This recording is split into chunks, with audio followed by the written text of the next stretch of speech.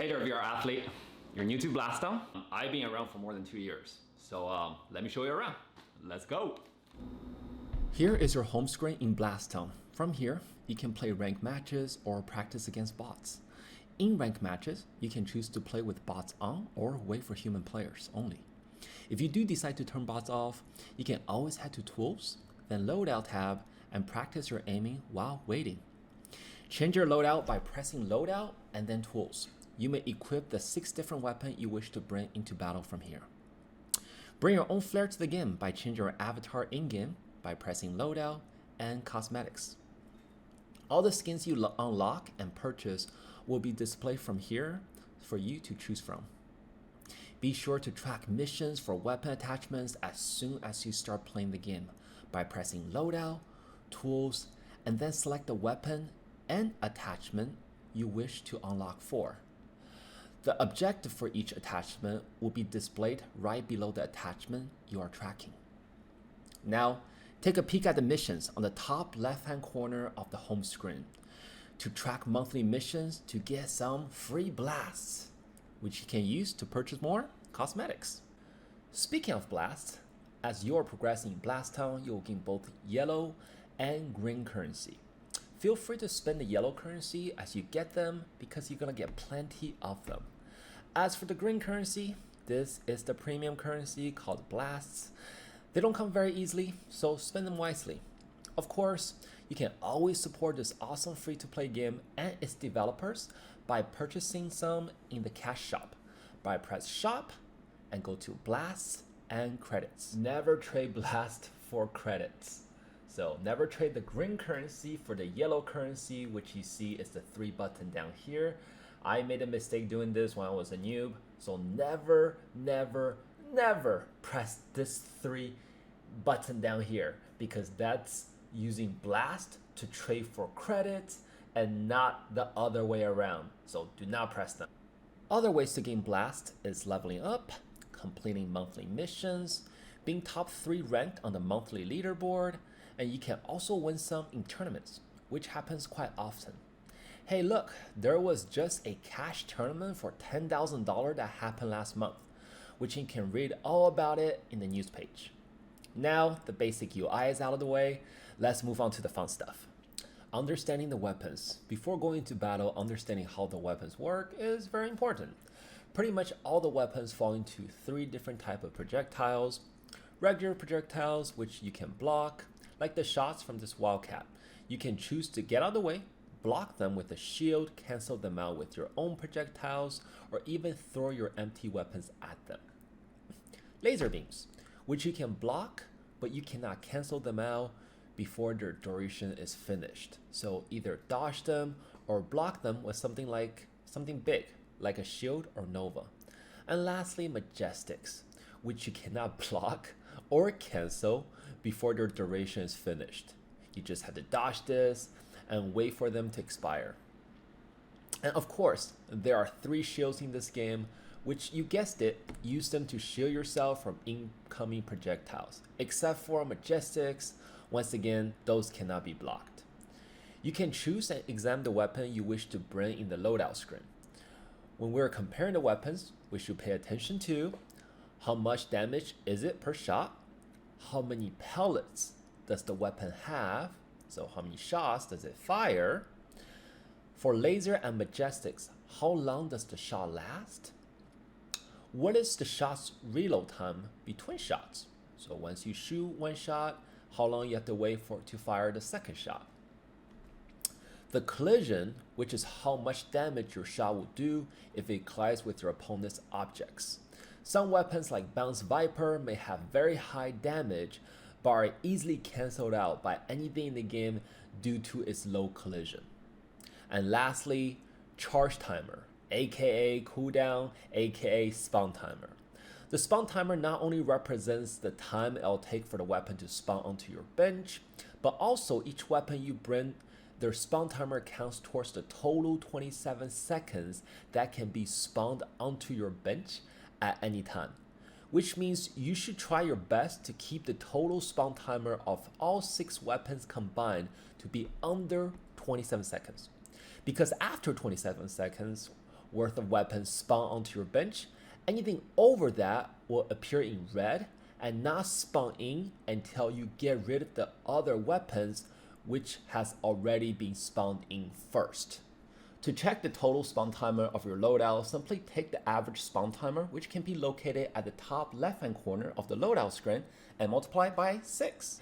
Alright, now onto some really fun stuff. All the other type of weapons are quite self-explanatory, as after shooting them a few times, you'll get it. Except for the Ellipse weapons, which when used correctly, you can finally defy gravity and curve them bullets like you see in the movies. They are quite strong as well, so let's briefly go over them so you can start understanding them and start practicing them, as they have quite a steep learning curve.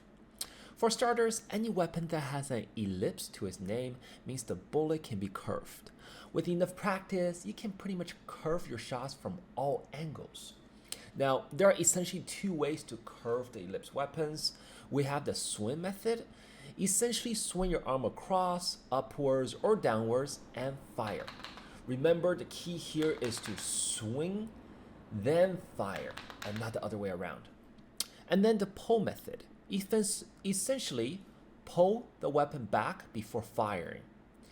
With a good pull, the bullets should reverse their trajectory and travel backwards like such. See, I'm pulling down, and then I shoot the weapon.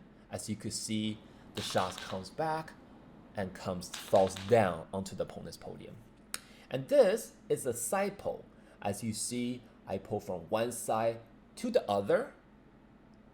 The shot reverses trajectory and comes back onto my opponent's podium.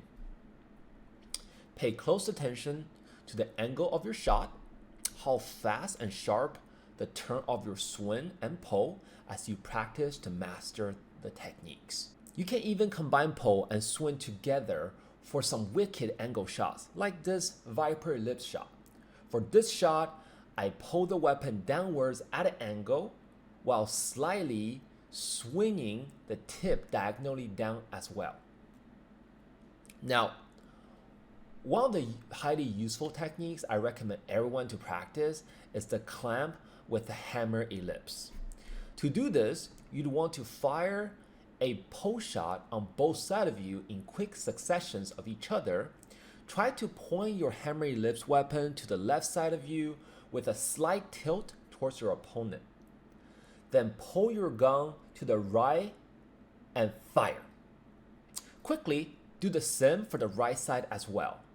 Your goal is to have two waves of bullets roughly getting to your opponent's playground or play space around the same time to create a crisscross wave of bullets. This move is not only pretty cool, but is also a staple in most top players' arsenal. So practice, practice, practice. Another advantage move you can start practicing now is drop blocking, which means letting go your weapon or shield to use it to block the enemy bullet and then recatch it for other purposes. For example, instead of simply open up my 3-second shield and block and then toss it away, I can drop block it with a first, boom boom, use the shield when it's really needed by opening up and swipe away opponent's pellets, and then keep the handle and drop blocking with it again after the shield has already been used. You can practically do this with any weapon. Just be careful though when drop blocking fully loaded weapon, as you may lose the weapon you're trying to drop block with while it's fully loaded. Before you get into unlocking attachments, be sure to check out the Ozo Lunge, where you can fist bump anyone you see for a friendly duel. In order to access the Ozo Lunge, just click on the door next to you and follow the alley to it. At this time, you can only unlock attachments by completing attachment missions, like I showed earlier. Now, unlocking attachments in Rank Q is quite a grind, even for experienced player like myself. But for certain unlocks, you can cheat it by either playing against a bronze player, or my apologies, a bronze bot. Is there any bronze player? I forget, haven't been bronze in a very long time. Or players in Ozo Lunge in a friendly duel. This will help you get through the progression much faster for the attachments. And when it comes to attachments, you definitely want to unlock them as soon as possible. Most of them do not directly make the weapons stronger, but rather drastically change how the weapons work. Here are a few examples. For Raptor Attachment 3, it only has 3 shots, but each shot splits into 2, which is drastically different from the original Raptor that has regular 6 ammos. Then you have Bow 2, which is completely different and changes how the bow shoots by allowing its arrow to curve like the Ellipse weapons. Instead of its original straight arrow, which you guessed it, could have only shot them straight. Therefore, finding your favorite attachment is almost like finding a new weapon. Not only does it add so many different ways you can play the game, but also by unlocking your favorite attachment early, you can start getting those muscle memories into place, because shooting a bow with curve shots is very, very different from shooting them straight shots. Anyways, I think that just about to sum up everything you need to know to start playing BLASTON. If I have any additional questions, feel free to ask in the comment section down below.